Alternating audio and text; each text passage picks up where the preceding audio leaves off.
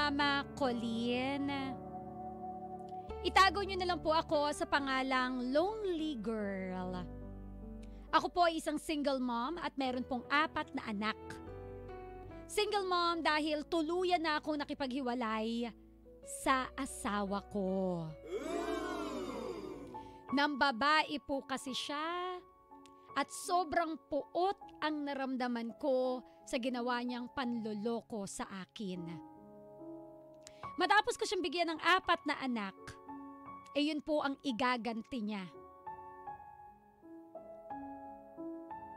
Mama Colleen, naging mabuting asawa po ako sa kanya, pero bakit pinili niya na lumandi pa sa iba?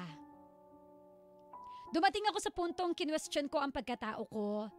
Sinisi ko pa yung sarili ko, na-depress ako, halos mabaliw ako sa ginawa niya.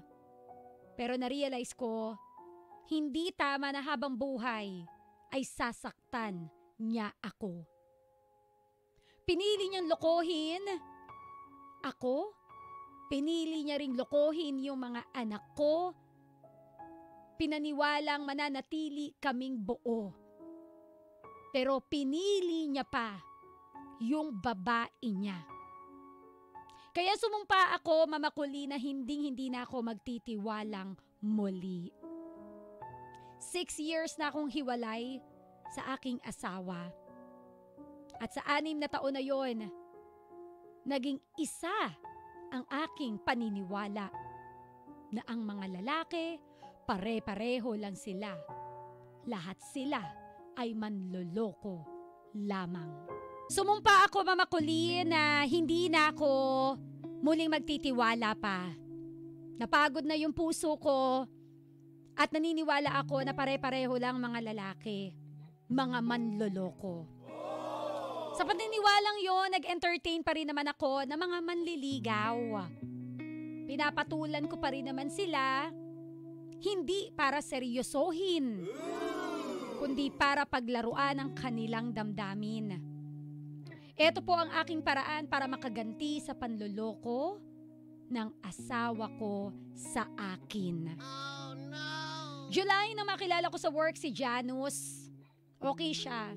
Mabait naman at agad kong naka-vibes. Siya ang halos kasabay kong mag-break sa work. Hanggang isang araw, nagpahayag siya ng kanyang nararamdaman sa akin. Nung una binibiro ko pa nga siya na sus! Pare-pareho lang kayo mga lalaki. Paiibigin kami mga babae, sabay iiwan lang din sa ere. Pero masigasig siyang nanligaw sa akin. Tanggap niya raw ako kahit may 4 na akong anak.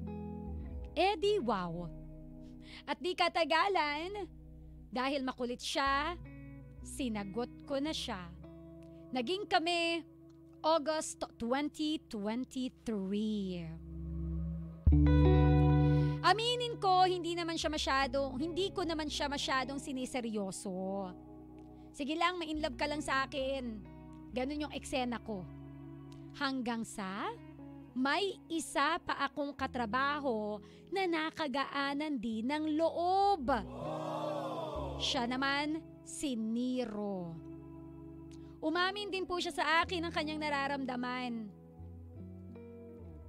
Opo, pinatulan ko rin si Nero. Sabi ko nga, kung muli ako mag-entertain ng lalaki sa buhay ko, hindi na para magseryoso pa, kundi para maglaro. So sige, hayaan ko lang na mabaliw silang dalawa sa akin. At yes, may nangyayari na po sa amin ni Nero at may nangyari na rin sa amin ni Janus.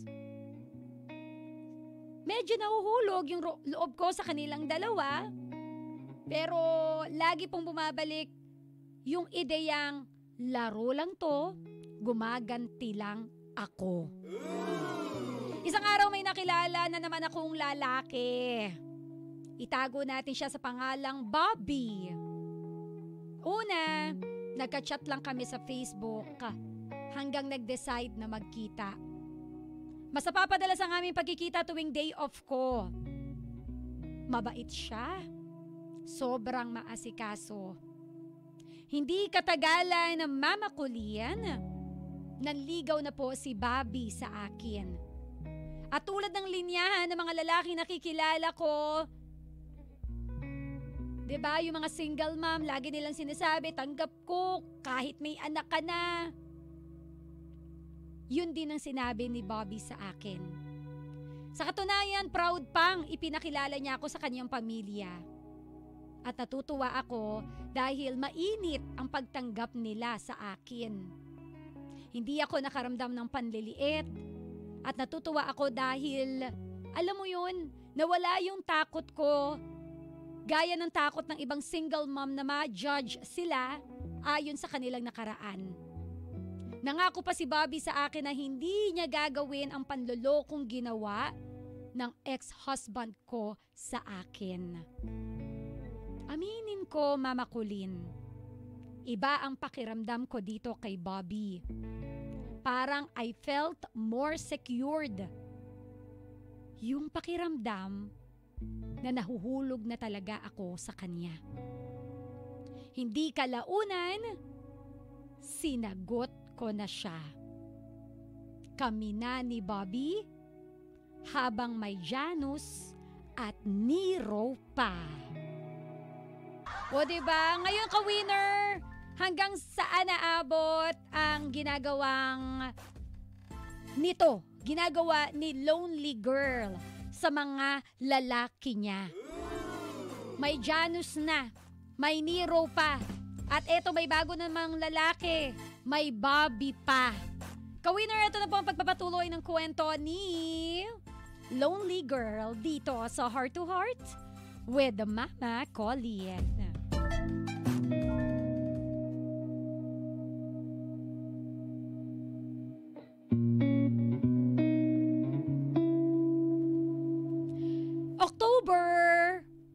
Buwan ng Oktubre, nakipaghiwalay na po ako kay Nero.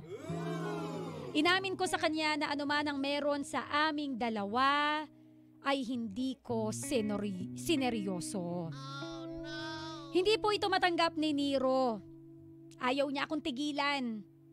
Ang pagkakaalam din ni Bobby ay kaibigan ko lang sa work si Nero. Pero umamin din ako kay Bobby na naging kami at may nangyayari sa aming dalawa. Sa sama nga po ng loob ni Nero sa pakikipaghiwalay ko sa kanya, naging viral ako sa workplace namin. Dahil ikinalat niya ang picture at video namin habang nagtatalik na dalawa. Yes, meron kaming sex video. Nakarating din ito kay Janus. Nalabis din niyang ikinagalit. Bakit ko raw siya ginago at ano ang nagawa niya para lokohin ko siya. Dahil sa skandal na yon, nagdesisyon si Janus na hiwalayan ako. Binlock niya na rin ako sa Facebook. Kami naman ni Nero, naghiwalay at dala na rin ang kahihiyan. Pareho kaming umalis sa aming pinagtatrabahuhan. Magulo. Napakagulo ng sitwasyon noon.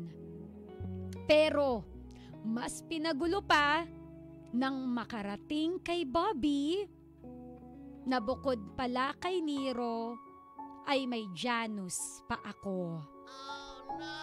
Nalaman niyang pinagsabay ko silang tatlo.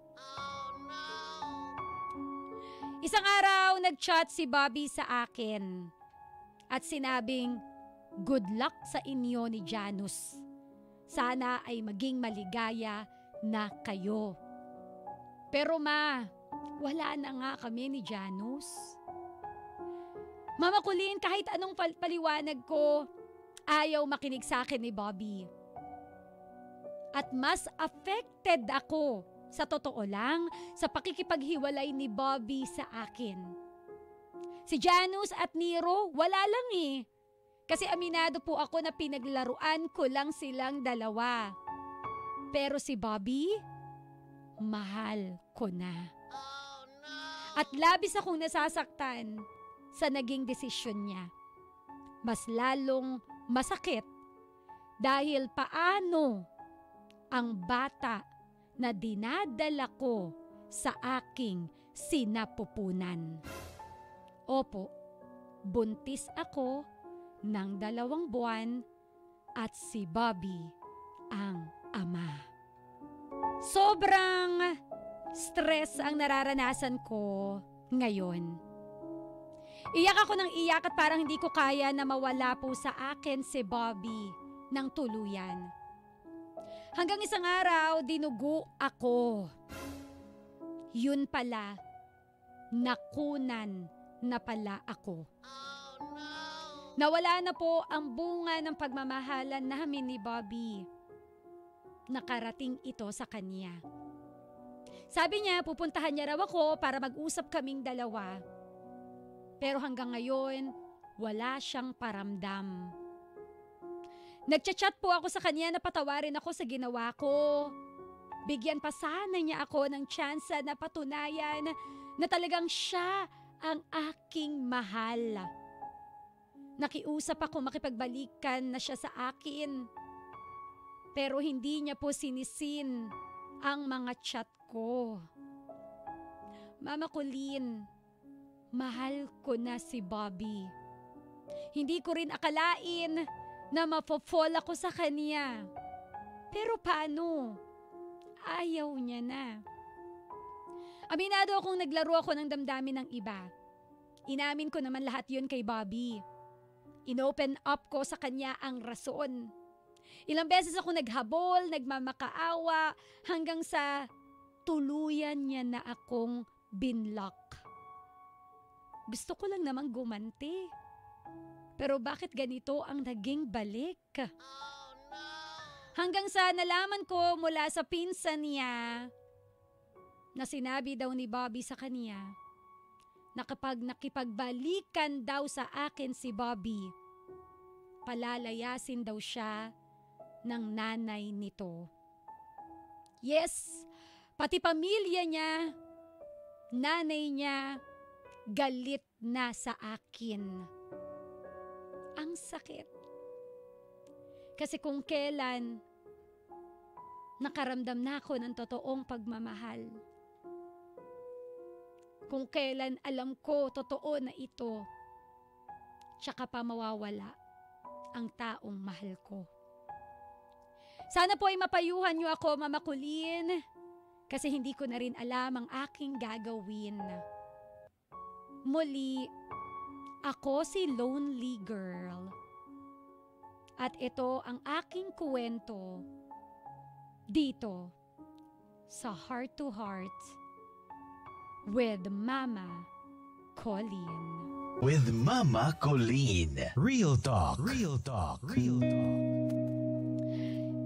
Ka-winner, napakinggan nga po natin ang kwento ni Lonely Girl dito sa Heart to Heart with Mama Colleen. Yan ang napapala ng mga taong inuuna na pairalin ang galit ng puso. Sa Bisaya pa, mirisi ni Muday. Karma ba, karma? Gets naman namin na masamang-masama yung loob mo sa ginawa ng mister mo. Gets naman namin na valid yung nararamdaman mong galit. Valid yung panggigigil mo sa ginawa ng mister mo. Pero lagi naman nating naririnig na wag nating nilalahat ang mga kalalakihan o kung sino man yung taong nakapanakit sa'yo. Hindi porke sinaktan ka ni Juan, sasaktan ka na rin ni Pedro at sasaktan ka na rin ni Crispin. Hindi po dapat gano'n na maging paniniwala natin sa buhay. Oo, pwede tayong madala. Oo, pwede tayong matakot. Kumbaga, yung fear na yon, gagamitin natin yon bilang instrumento o shield para protektahan tayo sa mga taong pwedeng makapanakit sa atin in the future. That fear.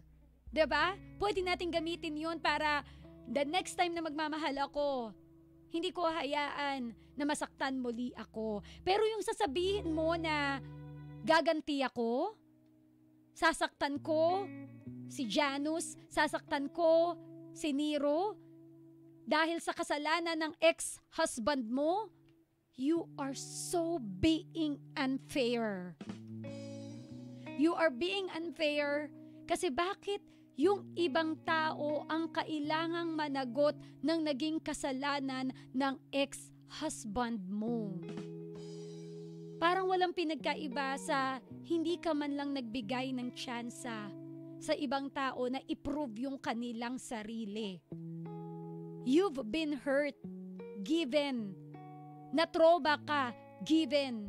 Eh di sana, instead na pinairal mo o pinatakbo mo sa isip mo na gaganti ako, sana tumahimik ka na lang sa isang tabi. Sana mas nag-focus ka na lang sa mga anak mo. Sana mas sinutukan mo na lang yung pagiging ina mo sa mga anak mo. Hindi iyong mananakit ka ng mga taong wala namang kinalaman sa kung ano ang nakaraan mo. Kumbaga parang iba yung sumiko sa'yo, pero iba yung tinadyakan mo. Diba? The revenge na pinili mo is not actually a good revenge. Paano ko nasabi? Dahil ikaw mismo ang nagsasakripisyo ngayon. Kung tingin mo nakaganti ka sa mister mo, tama ka, tingin mo lang yun. Dahil ikaw rin yung nagbuhat ng bigat. Para ka lang kumuha ng isang bag, nilagyan mo ng maraming bato, pero ikaw lang din ang mag-e-effort na magbuhat nito. Diba? Pagganti ba talaga ang solusyon para maging okay tayo?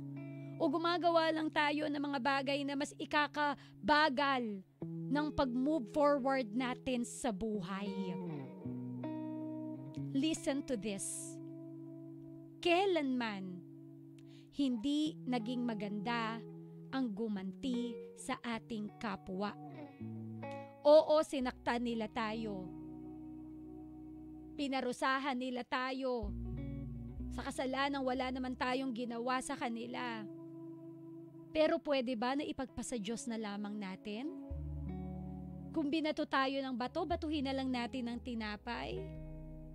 Kasi naniniwala pa rin ako na kung sino man yung sinasamantala, kung sino man ang pilit na ibinababa, siya pa rin naman ang panalo at itataas pagdating ng panahon. So I hope the story of Lonely Girl ay maging example para sa ating lahat na ang buhay ay hindi teleserye. Na kapag gusto nating gumante, gagawin lang natin. Hindi po ganun ang buhay. Sa teleserye, meron niyang resolution. Pero ang realidad ng buhay, wala yang resolution. Unless, di ba? Di ba? Makuha mo man yun, baka wala na. Baka wala ka ng buhay sa mundo. Okay, gumising tayo sa realidad. Huwag nating gawing parang, ano ba yung mga, may mga gantihan ngayon ng mga teleserye? Abot kamay? Black Rider? Probinsyano? Teleserye nga di ba? Let's wake up to the reality. Let's forgive. Mahirap man. Kasi parang syempre, di ba? Sinaktan ka ano to? An eye for an eye.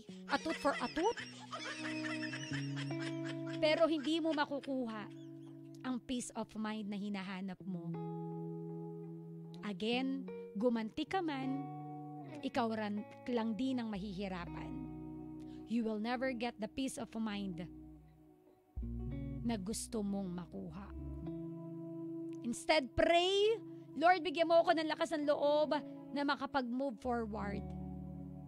Huwag mong hayaan na mamayani ang demonyo. Utusan ako na gumanti.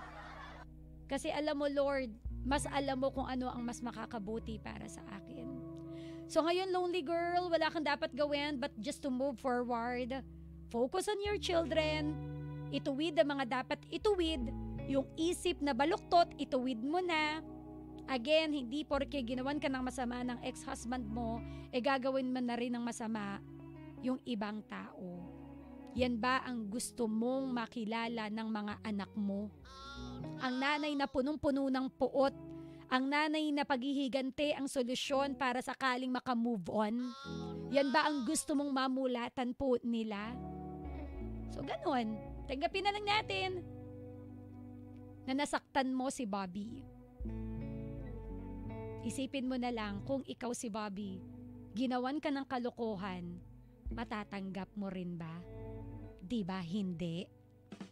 So just move forward, embrace the pain, accept na nagkamali ka, at itama mo na yung buhay mo. Hindi pa huli ang lahat. Kawinner, ito po ang kwento ni Lonely Girl dito sa Heart to Heart with Mama Colleen. It's time to speak from your heart. 0977 7000 915.